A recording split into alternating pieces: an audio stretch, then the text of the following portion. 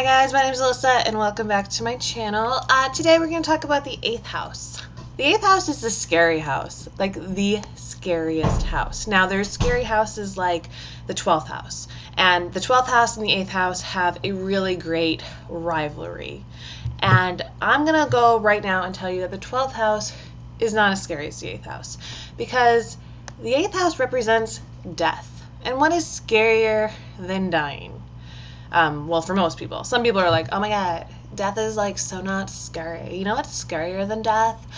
Love. Love is something I just don't understand, but death makes so much more sense. Well, good for you, fucktard. Death is the ultimate end to a life. And when they predict deaths, they look in the 8th house. I don't predict death. That's not what I do. And if your Sun or your Saturn or your Jupiter in the 8th house, it doesn't mean you're going to die young or next Tuesday. So don't get all scared about that. But it does represent death. It also represents life and birth, because the 8th house is transformation and regeneration. But let's go back to technical chart stuff. If your first house is the first angular house and it's your identity, and then your second house is the first exceedant house, and it's your value, because you need to have value in order to have an identity. You need to like yourself and feel good about yourself in order to sustain something that you've created for yourself, this identity. Flip over to where we are on the opposite side of the chart. Your 7th house, an angular house, is all about relationships. Your 8th house is your succeedant house. It's supportive of your relational house. So how is the 8th house supporting relationships? Because it sounds to me like it wants to shit all over them. I fell in love and I got married, and then boom, my husband was sued by his evil ex-wife. That's 8th house stuff. Because the 8th house is other people. Sometimes it's other people's money, other people's inheritance, people dying, other people's death, other people's sexual issues. Like, the 8th house is a big lesson in people. It needs to exist to support the 7th house. Because why would the 7th house not exist without the 8th house? The 7th house wouldn't exist because there's no way you can go deeper in a relationship if you don't have issues that arise in these relationships. If you don't work through your troubles and come out clean and sparkling on the other end. You can't sustain a relationship that way. Relationships aren't perfect. You have to go into the depth and dirtiness and the despair and death of your partner. And that is what the 8th house is all about. And through the eyes of your partner, you find out yourself. There's a big part of someone who is born with their sun in the 8th house that, like the 7th house, would have been told somehow that they weren't as important as another family member. You are emotionally available for a family member. Your family member is going through a lot of pain. It must be your fault. Your family member just is a victim and blames everybody for their issues. You'll take on those issues because you don't want your family member to do it. They've done enough. And in reality, what you're learning here with any sort of placement in the 8th house, but especially the sun, that you're not satisfied until everyone around you is okay. And in that way, these people, they become like therapists, trying to heal other people's wounds so they can feel better, because that is what they learned makes them feel better. You probably realize that people come up to you and just start sharing their problems because you are this open book for problems. You start off with being a therapist, but ultimately you are the kind of person who needs therapy in return. So you find yourself in this constant need to take from other people, because it's all about other people and the transfer of energy, this energy between people, because these are these fated connections. The 8th house is full of fated karmic connections. That's why death falls in there, sex falls in there. Where do you lose yourself? A lot of people with a lot of 8th house, when they get into relationships, lose themselves in the relationship. Not just like in the 7th house where it's you date someone and you find yourself almost.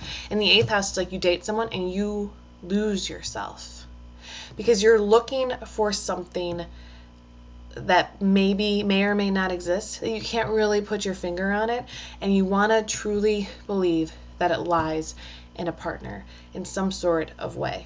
If you have your sun in the 8th house, that means you're growing up, You learned that you got patted on the back for losing yourself in somebody else.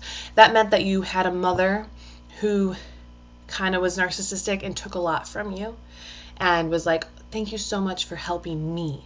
I need you to help me, little kid. So you learned, oh, I get rewarded when I help somebody. Not just help them, when I am their stomping ground, when I just sit here and take in all of their frustrations and their pain. I get rewarded. And so you do that. And so you'll be with these people, these bad relationships, and you just kind of are like, but I'm taking in their pain. These are like friendships in general. Your son's in the 8th house. Your ego's not satisfied till you've taken in all of everybody else's shit. That makes you a shell of a human being. When there's a planet in the 8th house, you would feel like that planet's in jail. Something bad is going to happen to that planet. That planet is on the inside, looking out, waiting for someone or something that they can't put their finger on to unlock the door and let them out. Now, people with no 8th house issues don't understand that unless something's progressing, still returning, or transiting their 8th house. They don't understand this need to wait for something unseen to let you out of a prison that you've made yourself. People are like, that's weird. No. We all pull the trigger on our own life. Isn't that at me? It's over here. We pull the trigger and we go, because that's what life's about. And really, that's like what the 9th house is about. You know, the 9th house is all like, okay, let's get this show on the road. Let's start doing our thing, which we'll talk about in the next video. Let's learn things so we can go explore. And the 8th house is like, I'm really scared of leaving this jail cell that I've made myself. I'm really scared because there's some issues that I have to deal with. There's some problem I have to deal with. And I don't know what it is.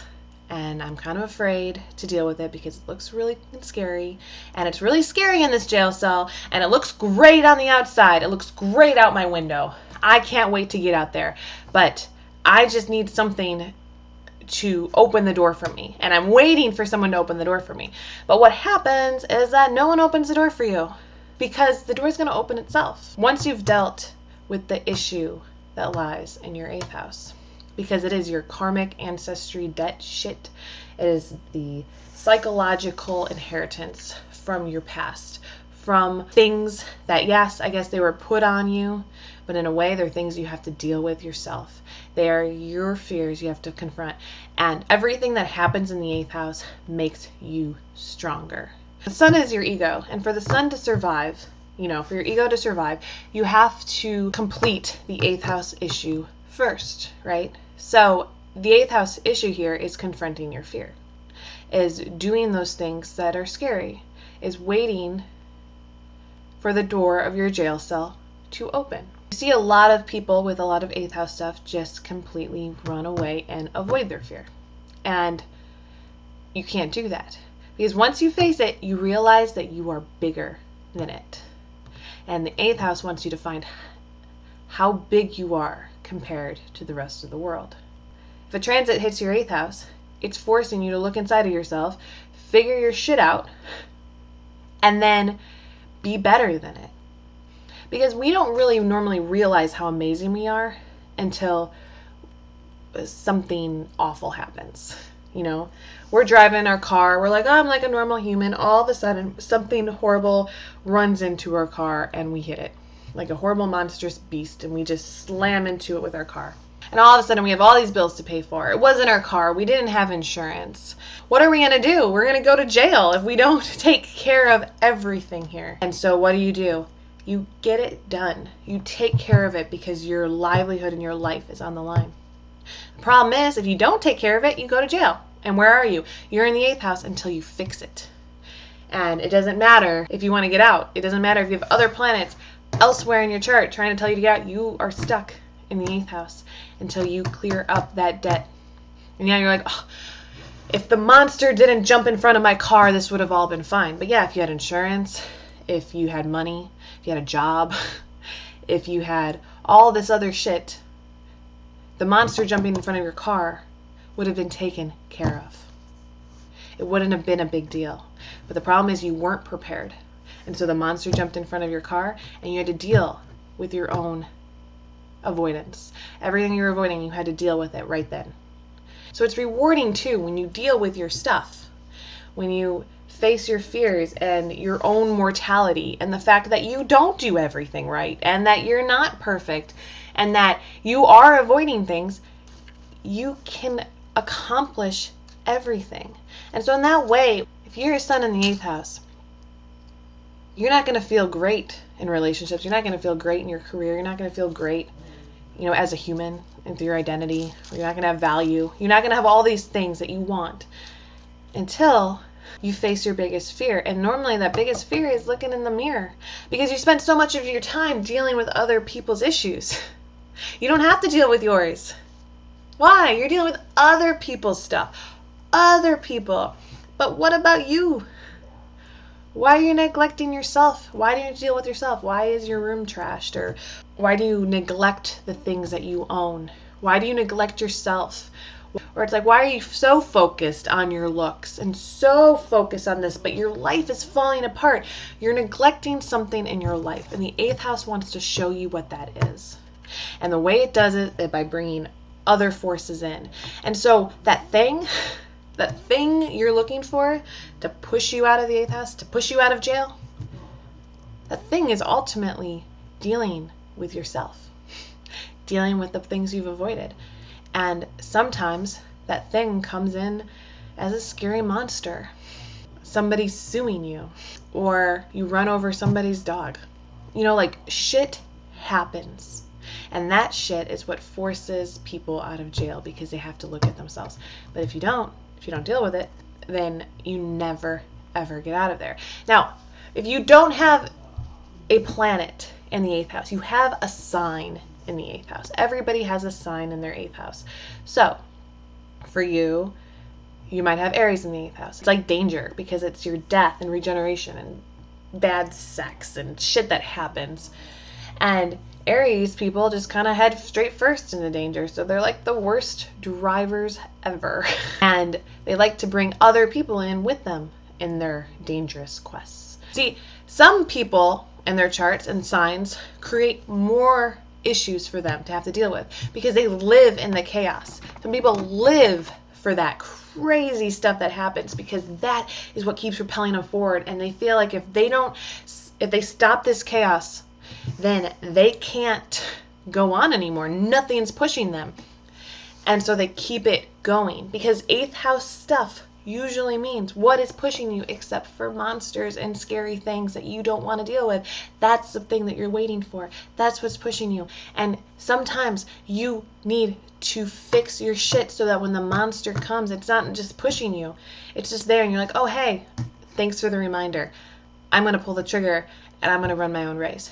I don't need you this time. The moon is representative of your mother and womanly figures, okay? A lot of people have their moon in the 8th house. A lot of people I talk to with issues, because you imagine your sun is your ego that's in there, and that's kind of like you feel better about yourself when you can be a therapeutic person for people.